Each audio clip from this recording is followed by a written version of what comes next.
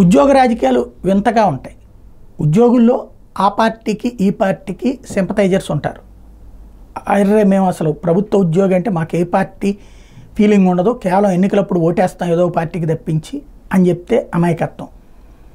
ఉద్యోగ సంఘాల నాయకులు తెలుగుదేశం అనుకూల గ్రూపుగా, వైసీపీ అనుకూల గ్రూపుగా ఉంటుంది.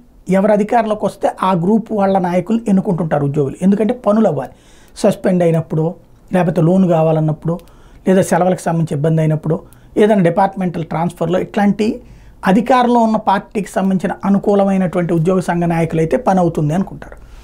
వీళ్ళు కూడా ఆయా రాజకీయ పార్టీలు కూడా ఆ ఉద్యోగుల ఓట్ల కోసం అదే ప్రోత్సహిస్తారు. ఇప్పుడు అవి ఎన్నికల వేళ పీక్ స్టేజ్కి వెళ్ళినాయి. వెంకట్రామిరెడ్డిని తాజాగా సస్పెండ్ చేయించారు అటు తెలుగుదేశం అనుకూల ఉద్యోగ సంఘాలు. ఎలాగా? అతను ఆర్టీసీ దాంట్లో మీటింగ్లో మాట్లాడుతున్నప్పుడు ఫోటో తీసి అతను పాంప్లెట్లు ఇచ్చాడు, అది వైసీపీని గెలిపించమన్నటువంటి పాంప్లెట్లని. పాంప్లెట్లు ఎందుకు ఇవ్వడం అక్కడ? దానికి వెళ్ళి సాధారణంగా పాంప్లెట్లు ఇస్తే ఓటేసేస్తారా? చెప్తే ఏగుండా ఉంటారా? పోనీ ఇప్పుడు మిగతా ఉద్యోగ సంఘాల నాయకులు తెలుగుదేశం వాళ్ళు తెలుగుదేశం ఉద్యోగులకి అనుకూల ఉద్యోగులకు సంబంధించి లేదా మిగతా ఉద్యోగులకి తెలుగుదేశానికి ఓటేయమంటారా, వద్దని చెప్తారా, మీ ఇష్టం వచ్చినట్టు నిర్ణయం తీసుకోమని చెప్తారా? సహజంగా వీళ్ళు చెప్తారు.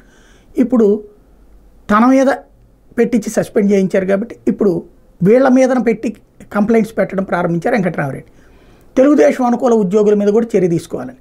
కాకపోతే ఆయన దగ్గర అయితే ఆ సాక్ష్యం ఉంది, ఆర్టీసీ వాళ్ళ దగ్గరికి వెళ్ళి అడిగారని. వీళ్ళ దానికి ఏ సాక్ష్యం లేకుండా ఈయన చెప్పేస్తే సస్పెన్షన్ ఉంటుందా? ఉండదు.